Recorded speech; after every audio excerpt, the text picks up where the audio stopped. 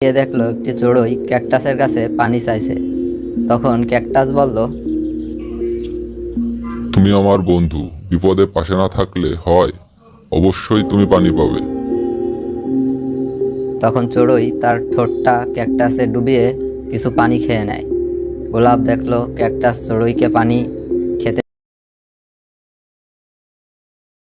একসময় দূরের জঙ্গলে একটি গোলাপ ছিল, যে তার সুন্দর চেহারার জন্য গর্বিত ছিল।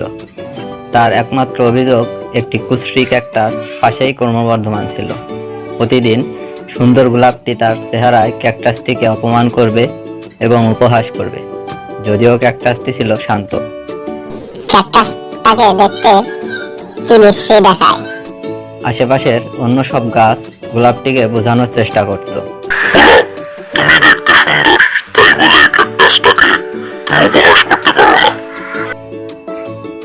কিন্তু গোলাপ তার নিজের চেহারা দেখতে খুব বেশি অপলূপ হয়েছিল। এক প্রচণ্ড গ্রীষ্মে মরুভূমি শুকিয়ে যায় এবং গাছপালাগুলোর জন্য কোনো জল ছিল না। গোলাপ দ্রুত মুছে যেতে লাগলো।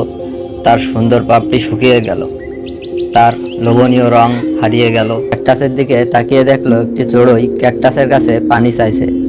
তখন ক্যাকটাস বলল, তুমি আমার বন্ধু, বিপদে পাশে না থাকলে হয় অবশ্যই তুমি পানি পাবে। তখন চড়ুই তার ঠোঁটটা ক্যাকটাসে ডুবিয়ে কিছু পানি খেয়ে নেয়।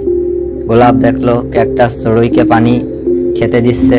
লজ্জা পেলেও গোলাপ ক্যাকটাসকে জিজ্ঞেস করলো, আমি কি কিছু পানি পেতে পারি? হ্যাঁ, কেন নয়, অবশ্যই তুমি পানি পাবে।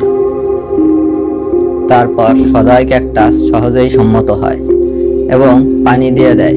তাদের উভয়কে কঠিন গ্রীষ্মের বন্ধুত্বের হিসেবে সাহায্য করে। কারো চেহারা দেখে কখনো বিচার করবেন না।